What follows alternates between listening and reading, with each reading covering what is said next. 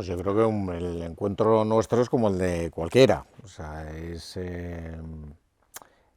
alguien que te conoce, que te quiere hacer un regalo y que te ofrece la posibilidad de, oye, ¿has pensado en hacer el retiro de Maús? Yo personalmente dije que no 4 veces. Pues sí, lo he oído hablar, tal, pero si no, realmente no necesito en este momento y tal, ¿no? Hasta que, pues como a todos, el Señor te encuentra en el momento que vas a decir que sí, dices que sí y el resto pasa, ¿no? Entonces pues yo caminé, sí, con el 2014 y, y luego, gracias a Dios, pues mantienes la conexión no solamente en los grupos en la parroquia de Maús, sino sirviendo en Emmaus, que yo creo que es la parte más potente de la experiencia. ¿Y tú, Rafael, cómo llegaste a Emmaus? Yo llegué por mi mujer. O sea, mi mujer había caminado un mes antes, en ese momento teníamos 3 niñas, me dijo que había sido una experiencia muy bonita y me dijo que merecía la pena y yo lo que veía era la oportunidad de irme un fin de semana de casa y descansar. Es verdad que siempre he estado muy metido en la iglesia y pues el tema de los retiros pues siempre lo he conocido. Este era un retiro diferente, pero yo no lo sabía. Entonces yo realmente fui pues, bueno, pues porque a mi mujer le había gustado la experiencia, porque me apetecía volver a tener una experiencia de retiro y realmente porque me necesitaba desconectar un poco de lo que tenía en casa. Yo creo que hay un cambio profundo en Emmaus. Yo creo que Emmaus, pues, la retiro es un milagro, ¿no? Donde digamos, se manifiesta el amor de Dios de muchas maneras, en muchos momentos y a cada persona con una intensidad especial, ¿no? O sea, que no es uniforme, tal que sales, encuentras mucha gente que dice que le ha cambiado la vida y es verdad que hay auténticos milagros de transformación en 72 horas, ¿no? Y luego lo más común, yo creo, es que se abres tu corazón, ahí entra el Señor de una manera, pues a veces con tormenta y relámpago y otras veces con un viento suave y tal, que te va llevando a un camino. El camino de Maús es un camino de ida, que van los discípulos que van de Maús, tienen un encuentro, pero luego hay un camino de vuelta. Esos 2 discípulos vuelven corriendo después de la experiencia a Jerusalén a comunicar la resurrección, la alegría, lo que han vivido ellos, y esos probablemente acaban mártires. Es decir, hay una misión después del Camino de Maús. Y que de alguna forma pues encuentras pues nuevas respuestas o encuentras una respuesta a cosas, a preguntas que ya casi habías abandonado, a las que ya no dabas respuesta, ¿no? Y entonces pues fue a partir de ese momento, a partir de ese retiro para mí, el que me permitió o me hizo hacer cosas que yo antes no hacía.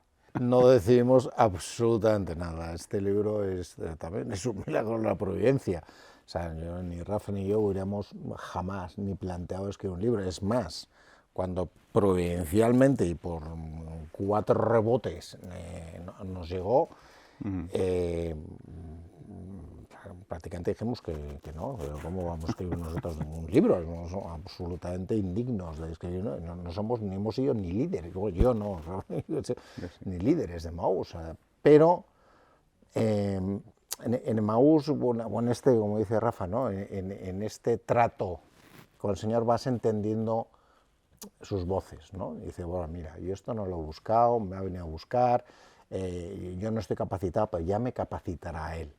Y bueno, pues decimos aceptar el reto y escribirlo pues desde el corazón de nuestra propia experiencia, ¿no? Pero fue tal cual, o sea, llega un momento en el que aprendes a no ponerle frenos a las cosas del Señor, porque es así, o sea, porque además te das cuenta de que cuando Él de alguna forma quiere hacer algo contigo, pues lo mejor es dejarse hacer. Primero, porque es verdad que te hace temblar las canillas y de alguna forma pues, pues son cosas que te inquietan.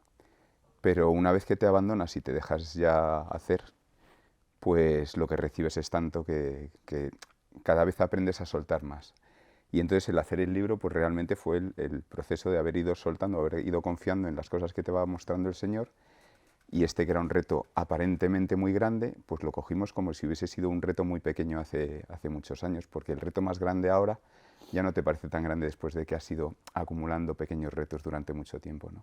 El secreto de Emmaus es que Emmaus realmente lo que hace es encender luces, o sea, encender corazones, y esos corazones, una vez que enciendes un corazón, Nos pasa constantemente que hay personas que iluminan una sala cuando entran o de alguna forma transmiten algo especial y no necesitan ni decir nada ni hacer nada, simplemente por lo que llevan dentro. Y Emmaús lo que nos deja en cada uno, pues de alguna forma es un brillo especial. Y ese brillo especial es irresistible. Entonces es algo que cuando tú invitas a alguien a hacerlo no puede dejar de verlo, pero hay mucha gente que lo ve sin que tú le invites. Entonces, pues yo creo que eso contagia, ¿no? Y de alguna forma Emmaús pues no hace maestros, es decir, Emmaús no hace gente que luego sale a hacer grandes predicaciones o exhortaciones, ¿no?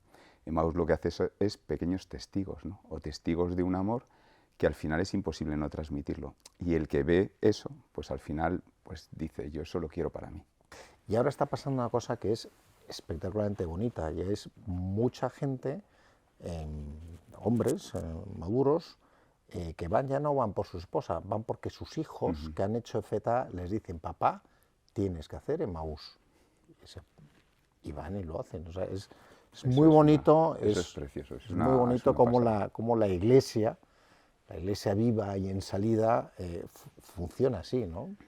Bueno, es que son miles en cada retiro. En cada retiro hay 70 caminantes de media y hay 59 milagros patentes y tal. No sé. Yo, así lo más llamativo que me parece, nosotros fuimos a abrir Emmaús en Noruega, en Oslo. 35% de los caminantes no eran católicos, eran protestantes, y el resto eran agnósticos, ¿no? Entonces, parece que imagínate el reto.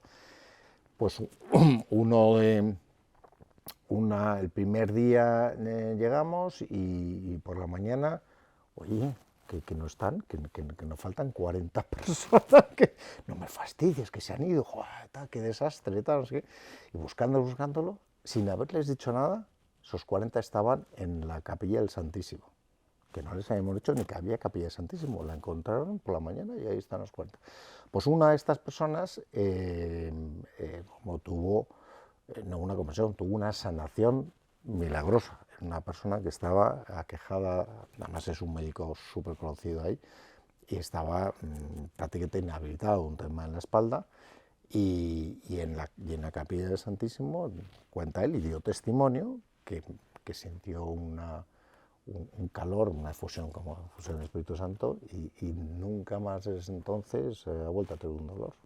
Pero es verdad que a mí lo que se me quedan más que nombres, personas o historias concretas, pues son quizá sensaciones o experiencias vividas por personas que de alguna forma, pues es que gente que estaba muy alejada de la Iglesia, gente muy contraria a la Iglesia, y gente que según llegaba al retiro quería irse, o sea que decía, esto no es para mí. Pero que luego en un momento dado, pues bueno, pues acceden a intentarlo, y es verdad que es gente que está muy dañada, que viene muy tocada. Entonces, en esta gente quizás es como más visible, ¿no?, verle lo que es el resultado de Emmaús, porque al final pasan de un estadio muy digamos, muy deteriorado, pues digamos espiritualmente, deteriorado por decir algo, ¿no?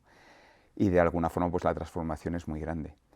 Pero para mí quizá lo más bonito de Emmaús es en la tibieza, ¿no? Cómo actúa en la tibieza, porque es un poco lo más normal, ¿no? Esas personas que de alguna forma, pues sí, somos católicas, pero somos de misa, de domingo, somos católicas y hacemos y decimos cosas diferentes y nuestra vida no es muy coherente. Esa primera conversión yo creo que es importante para que nos agite, porque necesitamos que algo nos agite, ¿no? Pero después de eso viene un camino que es mucho más pausado, que es menos visible, que es más profundo, que es más interior también de cada uno. Y ese camino... Que quizá muchos abandonan. Sí, pero también hay, porque al final, Emmaús, una de las cosas que te pone es apoyarte sobre los tres pilares, ¿no?, que es por una parte la comunidad, por otra parte los sacramentos y por otra parte la oración. Entonces, ¿qué pasa? Que claro, esos tres pilares son los que al final Emmaús te sitúa en esa banqueta, ¿no?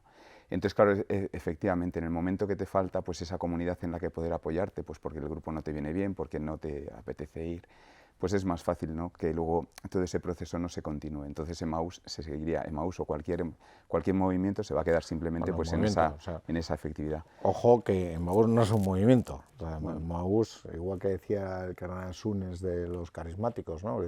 No es un movimiento, en la Iglesia es la Iglesia en movimiento. Entonces yo creo que es muy importante porque la gente tiene a veces la idea de que Emmaús es un movimiento. No, es parroquia pura y dura. Es un retiro que sigue unas dinámicas, unas reglas más o menos establecidas, y que cada parroquia es absolutamente libre de abrirlo o no, y que no implica tu adscripción a esa parroquia, sino que a partir de ahí, oye, que yo quiero seguir mi espiritualidad en Schoenstatt, pues fantástico, que yo lo quiero seguir, yo soy más de lo que sea, pero Sí, lo sigues. pero vamos, al final es como cuando te enamoras, ¿no? Cuando te enamoras, al final lo que tienes es un flechazo, y ese amor de enamoramiento es uno, y el amor luego que te permite estar con esa persona durante toda la vida es diferente, no es un amor más maduro, más aterrizado, ya más vivido. Y Emmaús es exactamente igual, ¿no? Pues al final lo que necesitamos es también pues esa emotividad que da como una puerta para abrirnos a eso, pero luego hay que tener esa constancia y esa dedicación y esa fortaleza de mantenerse en el camino y no abandonar a la primera de cambio.